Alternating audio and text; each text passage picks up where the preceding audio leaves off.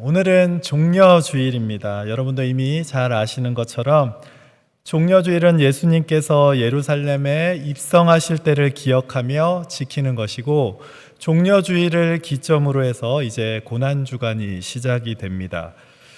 오늘은 예수님께서 입성하실 때 어떤 일이 있었는지, 또 거기에 어떤 의미가 있는지를 좀 함께 살펴보면서 잠시 은혜를 나눠보려고 합니다. 그럼 먼저 오늘 1절 말씀을 보면 이렇게 시작을 합니다. 그들이 예루살렘에 가까이 가서 감람산 벳박에 이르렀을 때에 라는 말로 시작을 합니다. 여러분 그림을 좀 보여주시겠습니까? 그림이 좀 잘 보이시는지 모르겠어요. 위치를 보시면 여러분 보시는 것처럼 베다니는 제일 오른쪽에 있고 벳박에는 저 위쪽입니다. 그리고 왼쪽에 있는 부분이 예루살렘 성전이죠. 제일 끝에 있는 오른쪽 베다니까지의 거리가 한 3km 정도 됩니다. 죽은 나사로를 살리신 곳이 바로 베다니거든요. 거기가 3km 정도 되니까 한 예루살렘에서 한 1시간 정도 거리가 되고요. 벳박에는 그거보다 훨씬 더 가까운 거리에 있었을 겁니다. 그러니까 벳박에에서 예루살렘을 보시면 예루살렘이 눈에 보일 정도로 가까운 곳에 있었다라는 말입니다. 아마 걸어가도 채 1시간이 안 걸렸을 겁니다. 그런데 예수님께서는 예루살렘 입성을 앞두시고 제자들에게 한 가지 명령을 내리십니다. 2절과 3절 말씀을 보시면 예수님 이렇게 말씀을 하십니다. 이르시되 너희는 맞은편 마을로 가라. 그리하면 곧 매인 나귀와 나귀 새끼가 함께 있는 것을 보리니 풀어 내게로 끌고 오라. 만일 누가 무슨 말을 하거든 주가 쓰시겠다 하라. 그리하면 즉시 보내리라 하시니 라는 말씀을 하십니다. 여러분 예수님이 하신 이 말씀을 한번 잘 생각해 보십시오. 예수님께서 제자들에게 참 구체적으로 굉장히 디테일하게 말씀하셨다는 것을 알 수가 있습니다. 맞은편 마을에 가면 네가 맞은편 마을에 가면 거기 나귀가 묶여 있을 거야. 그러면 그 나귀가 묶여 있는 걸 가서 그걸 풀어가지고 그걸 갖고 와. 그런데 그거 풀 때 어쩌면 그거 왜 푸냐고 물어보는 사람이 있을 수 있어. 그러니 누가 그거 왜 푸냐고 말을 하면 주가 쓰시겠다라고 말을 해. 그러면 그 나귀를 가게 해줄 거야. 그때 풀어서 데리고 오면 돼. 라고 예수님께서 말씀해 주신 겁니다. 예수님께서는 지금 어디에 무엇이 있는지, 어떤 일이 생길지를 구체적으로 하나하나 다 알려주시면서 명령을 하시는 거죠. 심지어 그 다음에 무슨 말을 할지까지 다 알고 계십니다. 여러분 이 말씀이 왜 저와 여러분에게 힘이 됩니까? 지금도 살아계신 주님께서 오늘 내 상황을 이미 다 알고 계신다는 말씀이 되는 겁니다. 주님은 지금 내 마음 안에 있는 눈물을 다 아십니다. 우리 가족의 애통함도 다 아십니다. 이해되지 않는 상황, 나의 억울함까지도 주님은 다 아십니다. 심지어 우리가 직장 가운데서 이번 주에 만날 그 사람들도 이미 다 알고 계시고, 우리가 만날 그 사람이 우리를 향해 무슨 말을 할지까지도 이미 다 알고 계십니다. 그런데 여러분 예수님께서는 단지 아는 것에서 그치는 것이 아닙니다. 3절 말씀을 보면 이렇게 말씀을 하셨죠. 만일 누가 무슨 말을 하거든. 여러분 이 말이 무슨 뜻이냐면 예수님의 뜻에 순종해서 그 나귀를 풀 때 누가 무슨 말을 할 수도 있다라는 겁니다. 여러분 예수님의 뜻에 순종하면 그 순종하는 대로 일이 잘 돼야 되잖아요. 그런데 순종해서 나귀를 푸는 그 순간에도 누군가는 그거 왜 풀어? 라고 말을 할 수 있다라는 거죠. 여러분 실제로 마가복음 11장과 누가복음 19장에는 나귀의 주인이 등장을 합니다. 그래서 나귀의 주인이 그거 풀 때 그거 왜 풀고 있냐라는 말을 하죠. 그런데 예수님께서는 그것까지도 이미 다 알고 계셔서 주가 쓰시겠다라고 말을 하라라고 가르쳐 주셨습니다. 이어지는 말씀을 보시면 주가 쓰시겠다 하라라고 하시니까 그 다음에는 어떻게 되냐면 즉시 보낼 것이다 나까지도 알고 계신 것이죠. 여러분 놀랍지 않습니까? 주님께서는 문제 앞에서 너희들이 어떤 말을 해야 하는지, 그러면 그 말을 통해서 어떤 일이 일어날지까지도 이미 다 알고 계셨습니다. 지금도 마찬가지입니다. 주님께서는 지금 우리의 입술에도 있어야 할 말들을 이미 알고 계십니다. 여러분, 그래서 누가복음 12장 12절 말씀을 보면 이렇게 말씀을 합니다. 마땅히 할 말을 성령님께서 꼭 그 필요한 그때에 너희에게 가르쳐 주시겠다라고 말씀을 합니다. 성령님께서 우리에게 어떤 말을 해야 하는지를 알려주신다라는 것이죠. 이어지는 마태복음 10장 19절과 20절 말씀에도 같은 말씀을 하십니다. 너희를 넘겨줄 때에 어떻게 또는 무엇을 말할까 염려하지 마라. 그때에 너희에게 할 말을 주시리니 말하는 이는 너희가 아니라 너희 속에서 말씀하시는 이 곧 너희 아버지의 성령이시니라. 여러분 보십시오. 성령님께서는 우리가 주님의 뜻에 순종해서 살아가다가 어려움을 겪을 그 순간에 피할 길을 내어주시고 또 우리의 입에 있어야 할 말들을 알게 해주십니다. 그럼 여러분, 이거 왜 풀어요? 라고 누가 무슨 말을 할 때에 갑자기 어떤 문제들이 생겨날 때에 여러분 두려워하지 마십시오. 지금도 성령님께서는 저와 여러분과 함께 하시고 우리에게 가르쳐 주심으로 그 문제가 어떻게 해결될지를 말하게 하시고 그 길을 인도해 가십니다. 여러분 제자들도 그랬습니다. 그들이 예수님이 말씀하신 그대로 주가 쓰시겠다라고 말씀했을 때, 대답을 했을 때 나귀의 주인이 자기 나귀를 데리고 가라고 이야기를 합니다. 그래서 그 나귀를 풀어서 데리고 오죠. 네, 여러분 이 상황을 한번 가만히 상상을 한번 해보십시오. 이 상황을 가만히 상상해 보면 이성적으로 이해가 안 되는 게 한두 개가 아닙니다. 예수님께서 제자들에게 왜 굳이 이 마을도 아니고 건너편 마을에 가라고 하셨는지도 이해가 안 되고, 왜 거기서 굳이 남의 나귀를 풀라고 하셨는지도 이해가 안 되고, 거기 있는 수많은 동물 가운데 말도 아니고 왜 하필 나귀인지도 이해가 안 됩니다. 심지어 나귀의 주인은 왜 주가 쓰시겠다라는 그 말 한마디를 듣고 그 나귀를 보냈는지 이해가 안 되는 것 투성입니다. 그런데 제자들이 예수님의 말씀에 이해는 안 되지만 순종했을 때 그 순종을 통해서 예수님의 예루살렘 입성이 준비되고 있었습니다. 여러분 히브리서 11장에 보면 믿음의 사람들이 나옵니다. 그 중에 노아가 했던 일이 무엇인지 여러분 잘 아시지 않습니까? 노아는 비가 오지 않았을 때 방주를 만듭니다. 왜 방주를 만들어야 되는지, 언제 비가 올 것인지 노아는 알지 못합니다. 그런데 그 명령에 순종했을 때 하나님께서는 그를 통해서 구원을 이루시지 않습니까? 여러분 아브라함은 어땠습니까? 아브라함은 어디로 가야 하는지를 알지 못했습니다. 그리고 떠났죠. 결과를 알지 못했지만 순종했을 때 하나님께서는 그를 열방의 복으로 삼아 주셨습니다. 여러분 요셉이 애굽에 팔려갔을 때를 한번 생각해 보십시오. 요셉은 자기가 왜 애굽에 팔려가야 되는지, 자기가 왜 감옥에 들어가야 하는지 전혀 알지 못했습니다.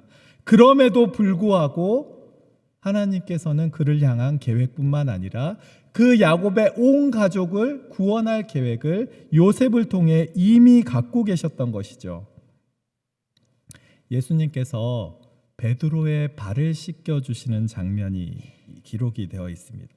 베드로의 발을 예수님께서 씻겨주실 때 베드로는 왜 예수님이 자기의 발을 씻겨주시는지 전혀 알지를 못했습니다. 근데 예수님께서 베드로의 발을 씻겨주시면서 뭐라고 말씀을 하십니까? 예수께서 대답하여 이르시되 내가 지금 하는 것을 네가 지금은 알지 못하나 후에는 알리라 라고 말씀을 하시죠. 여러분, 우리는 항상 먼저 내가 이해할 수 있기를 바랍니다. 내가 먼저 이해하기를 원하는 거죠. 그런데 하나님께서는 먼저 순종하면, 그리고 나면 비로소 그 뜻이 무엇인지를 깨닫게 하실 때가 있습니다. 우리가 하나님의 일을 감당할 때도 그렇습니다. 하나님, 왜 나에게만 이런 일이 생기죠? 하나님, 왜 저만 이렇게 힘들게 하십니까? 왜 저만 순종해야 하는 것이죠? 왜 나만 손해를 봐야 됩니까? 하나님, 도저히 이해가 되지 않습니다 라는 생각이 들 때가 있습니다. 우리가 아무리 생각해도 왜 그러시는지 이해가 되지를 않습니다. 그런데 여러분, 분명한 사실이 있습니다. 우리가 지금은 그 이유를 다 알지 못하지만 하나님께서는 거기에 분명한 계획을 이미 갖고 계십니다. 그리고 지금은 몰라도 후에는 알게 됩니다. 여러분, 그래서 우리가 잘 아는 이사야서 55장 8절과 9절 말씀은 뭐라고 말씀을 합니까? 우리 한번 함께 읽어볼까요? 함께 읽겠습니다. 시작. 이는 내 생각이 너희의 생각과 다르며 내 길은 너희의 길과 다름이니라. 여호와의 말씀이니라. 이는 하늘이 땅보다 높음 같이 내 길은 너희의 길보다 높으며 내 생각은 너희의 생각보다 높음이니라. 아멘. 여러분, 이렇게 말씀하시지 않습니까? 이 눈에, 내 눈에는 아무 증거가 보이지 않는다 할지라도 우리는 왜 이런 일이 내 삶에 일어나는지 이해가 되지 않는다 할지라도 주님께서는 이미 더 크고 놀라운 계획, 더 위대한 계획을 저와 여러분을 향해서 갖고 계시는 겁니다. 그리고 그 계획을 지금 이 순간에도 하나하나 이루어가고 계십니다. 그러니 여러분, 왜 이런 일이 일어나는지 다 알지 못한다 할지라도 여러분, 한번 하나님을 믿는 믿음으로 순종해 보십시오. 여러분, 먼저 믿음의 한 걸음을 걸어 들어가 보십시오. 그럴 때 하나님의 놀라운 뜻이 내 삶을 통해 이루어지게 되는 것을 경험하게 될 줄 믿습니다. 여러분, 그렇다고 오해를 하지는 마십시오. 저는 여러분 무조건 맹목적으로 무조건 복종하십시오라고 말씀드리는 것이 아닙니다. 우리가 그 이유를 다 알지 못해도 하나님의 뜻에 순종할 수 있는 이유가 있습니다. 우리가 믿는 하나님이 어떤 하나님이신지를 우리가 이미 알고 있기 때문에 우리는 하나님의 말씀에 순종할 수 있는 것이죠. 여러분, 우리가 믿는 하나님 어떤 하나님이십니까? 그분은 모든 것을 다 아시는 전지하신 하나님이신데 그분은 동시에 선하신 하나님이십니다. 그래서 우리에게 좋은 것으로 주고 싶어 하시는 것이죠. 그렇기 때문에 그분의 뜻에 순종하면 모든 것을 아시는 하나님께서 우리에게 좋은 것을 주시기에, 그렇기 때문에 그 하나님을 아니까 우리는 순종하면 된다라는 말씀입니다. 마치 부모님과 자녀들의 관계 같습니다. 여러분, 자녀들이 부모님의 뜻을 다 알지는 못하잖아요. 그런데 부모님이 분명히 좋은 것으로 줄 것을 확신하니까 그 이유는 다 알지 못해도 순종하면 부모님이 좋은 것으로 주시는 것과 같습니다. 하나님께서 우리에게 반드시 좋은 것으로 주시기에 우리는 그걸 믿기에 순종하면 된다라는 것이죠. 제자들이 이렇게 예수님의 말씀에 순종해서 이제 나귀를 끌고 예수님께로 옵니다. 그리고 예수님께서는 그 나귀에 타시고 예루살렘 성으로 이제 입성을 하시죠. 그런데 여러분, 왜 예수님께서 나귀를 타셨을까요? 여러분, 좀 전에도 제가 말씀드렸잖아요. 예루살렘까지 거리는 1시간도 안 걸립니다. 걸어서 30분이면 아마 충분히 도착했을지 모르겠습니다. 걸어가실 수도 있는데, 아니 기왕 타실 거면 나귀 말고 백마처럼 멋진 거 타고 들어가시면 되는데, 멋진 마차 타고 들어가셔도 되는데 왜 예수님께서는 하필 초라한 나귀를 타고 예루살렘 성에 들어가셨을까요? 여러분 4절 말씀을 보시면 그 이유가 있습니다. 4절 말씀 이렇게 말씀을 합니다. 이는 선지자를 통해서 하신 말씀을 이루려 하심이라 라고 말씀을 하시죠. 하나님께서 이미 선지자를 통해서 예언해 놓은 내용이 있기 때문입니다. 그 내용이 5절 말씀에 있는데 그 5절 말씀은 스가랴 선지자가 예언했던 스가랴서 9장 9절 말씀과 동일합니다. 한번 보시면 되는데요. 이렇게 예언을 해 놓으셨습니다. 시온에 따라 크게 기뻐할지어다. 예루살렘에 따라 즐거이 부를지어다. 보라, 너의 왕이 내게 임하시나니 그는 공의로우시며 구원을 베푸시며 겸손하여서 나귀를 타시나니 나귀의 작은 것 곧 나귀 새끼니라. 이 말은 스가랴가 예수님이 오시기 500년 전에 했던 예언의 말씀입니다. 왕이 나귀를 타고 예루살렘 성에 입성할 거라는 거죠. 예수님께서는 그 500년 전에 스가랴를 통해서 했던 그 예언을 그대로 성취하시기 위해서 굳이 나귀를 타시고 입성하시는 겁니다. 그러면 여러분, 왜 스가랴 선지자는 백마를 타고 입성하신다 이렇게 예언할 수 있는데 왜 나귀를 타고 입성하신다라고 예언했을까요?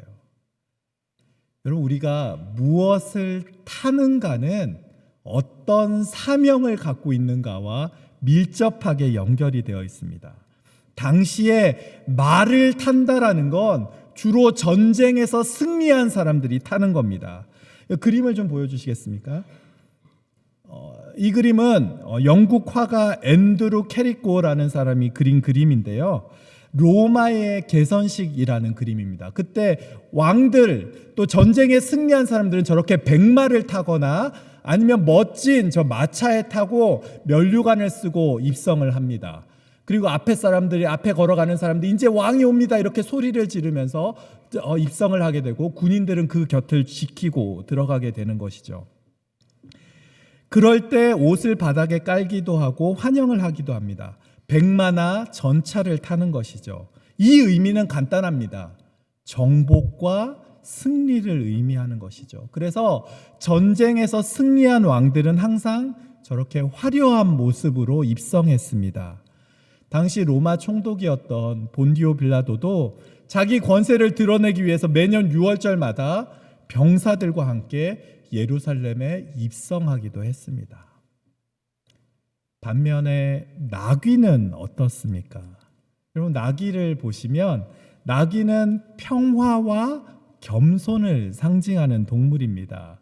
솔로몬 시대 이후로 유대인들이 말을 기르기 시작하면서 나귀는 가난한 사람들이 주로 타게 되었고 거의 대부분 나귀는 짐 실는 용도로 사용이 되었습니다. 이 두 번째 그림을 좀 보여주시겠습니까? 네, 그림이 잘 보이시는지 모르겠는데 이 그림은 루이지 아데볼로라는 화가가 그린 예루살렘 입성이라는 그림입니다. 아까 보셨던 그림에는 보면 군인들이 굉장히 많이 보였는데 여러분, 예수님이 예루살렘 입성하시는 그림을 보시면 무장한 사람이 단 한 명도 보이지를 않습니다. 병사가 없는 것이죠. 예수님께서는 하나님 나라의 평화를 보여주시기 위해서 무장하지 않은 제자들과 함께 나귀를 타고 들어가십니다. 그런데 여러분, 아까 나귀가 짐을 진다라고 말씀을 드렸잖아요.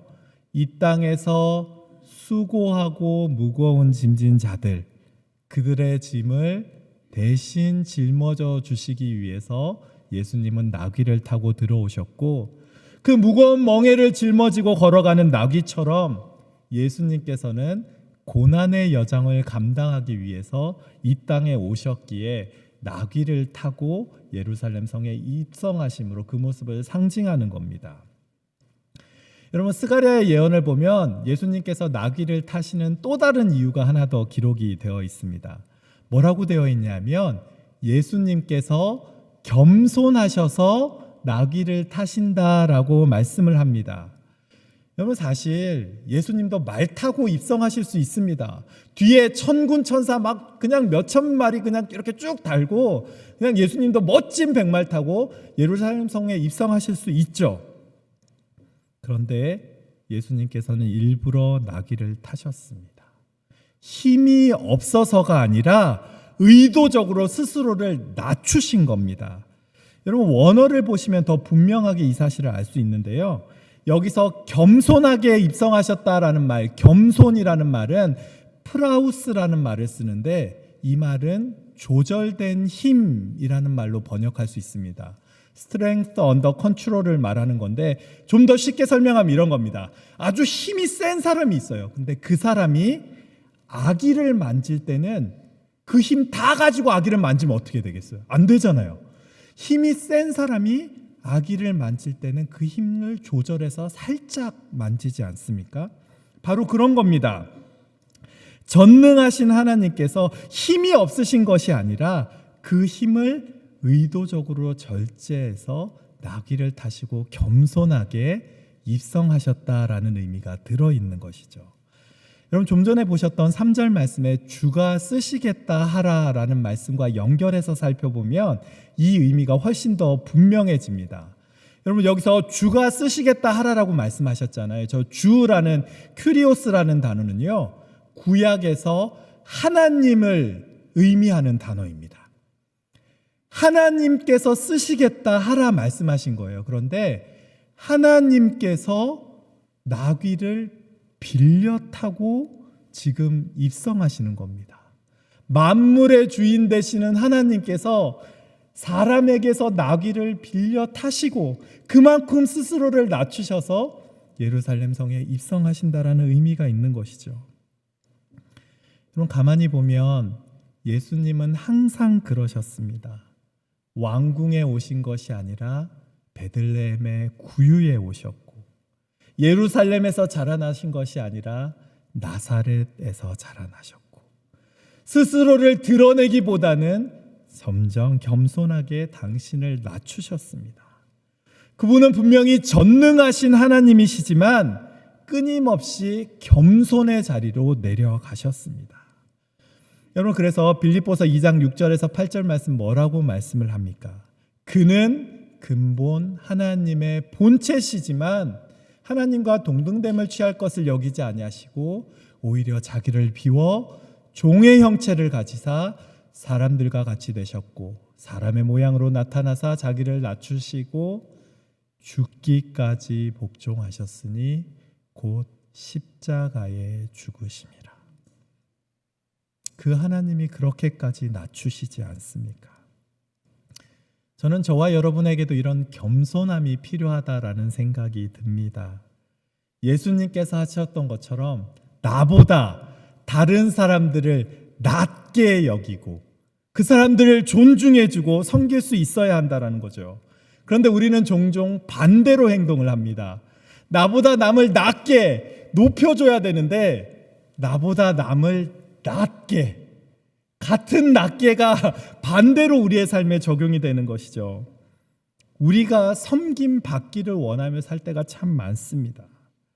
여러분 혹시 지금 우리가 예수님의 겸손하심과 낮아지심을 보면서도 여전히 우리가 높은 자리, 드러나는 자리를 쫓아 살아가고 계시다면 여러분 주님이 본을 보이셨던 것처럼 서로를 섬기는 낮은 자리를 향해 걸어가시는 그런 저와 여러분의 삶이 되시기를 주님의 이름으로 간절히 축복합니다.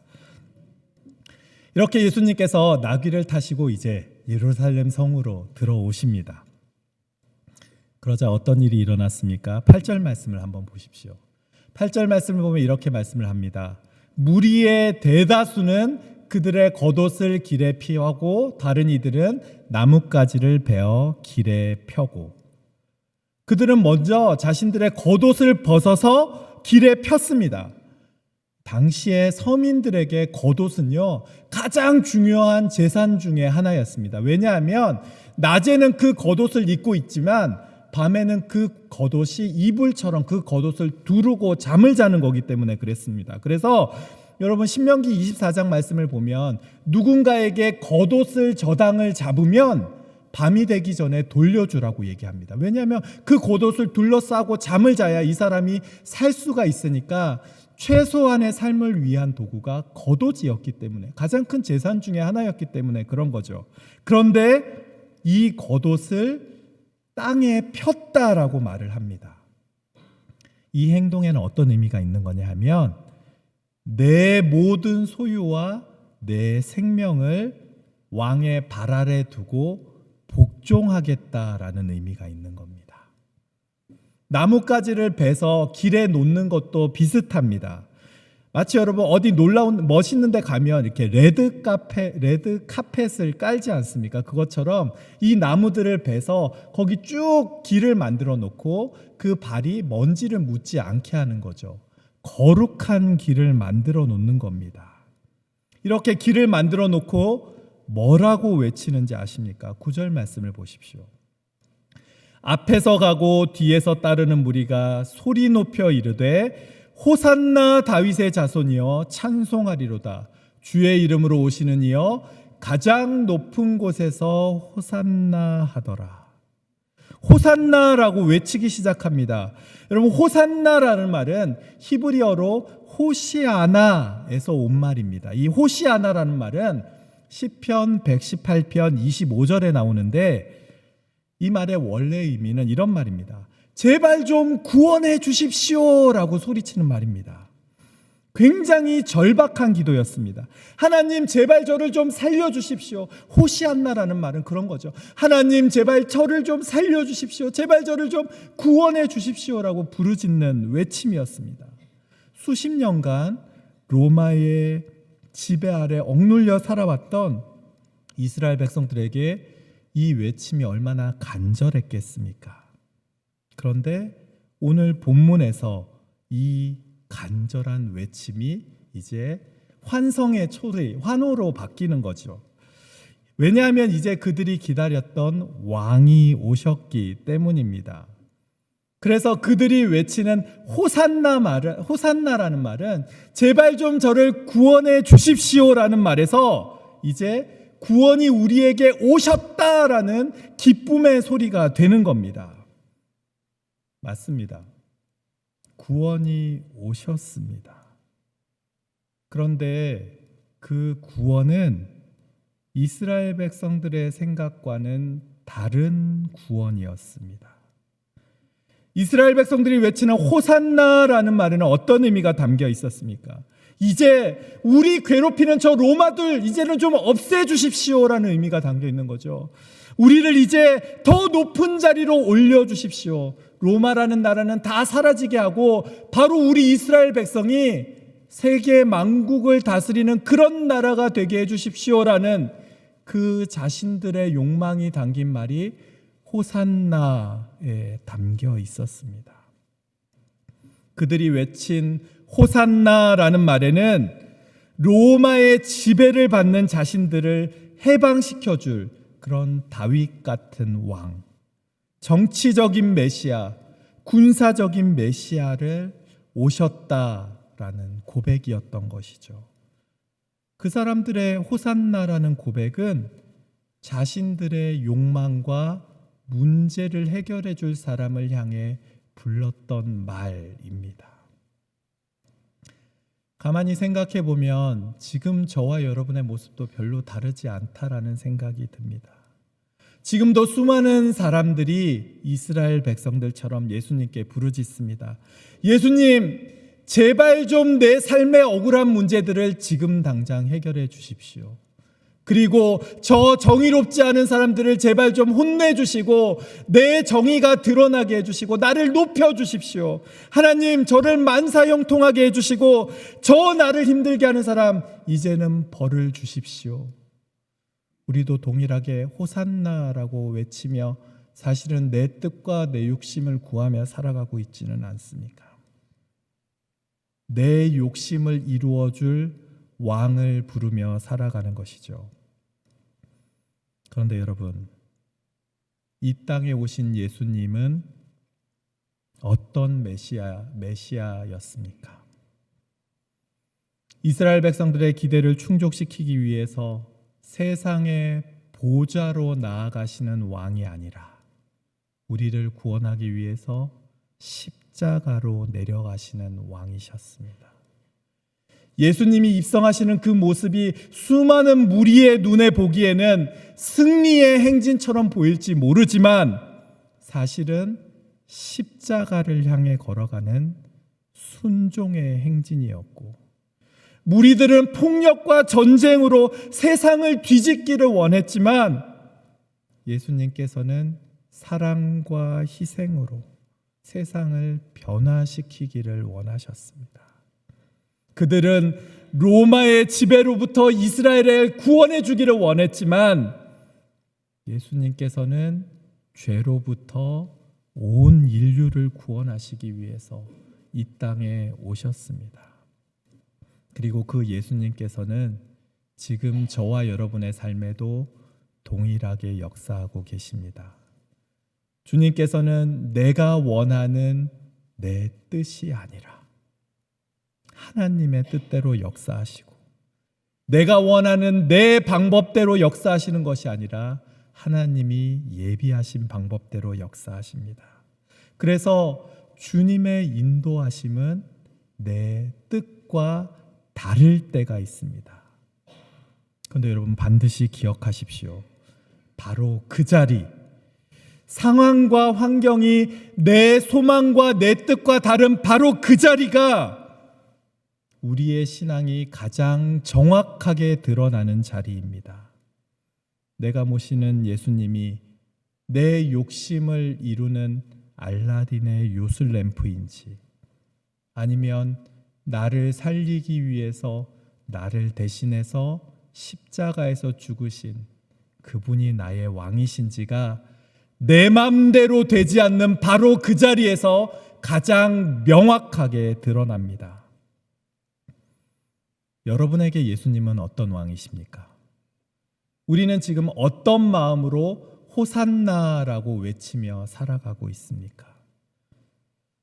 이렇게 그들이 생각하는 메시아와 예수님이 걸어가시는 메시아의 길이 다르면 그러면 어떻게 될까요?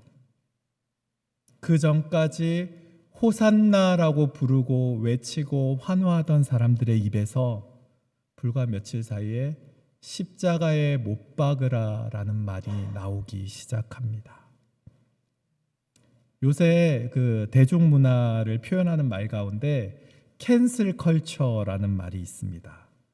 그 전까지 열성적으로 막 따라다니다가 막 지지하다가 그 사람이 어떤 실수를 하거나 그런 사람의 어떤 문제가 생기면 한순간에 그 사람에 대한 지지를 다 철회해버리고 그 다음에는 그 사람 자체를 상종도 하지 않는 문화를 캔슬 컬처라고 합니다.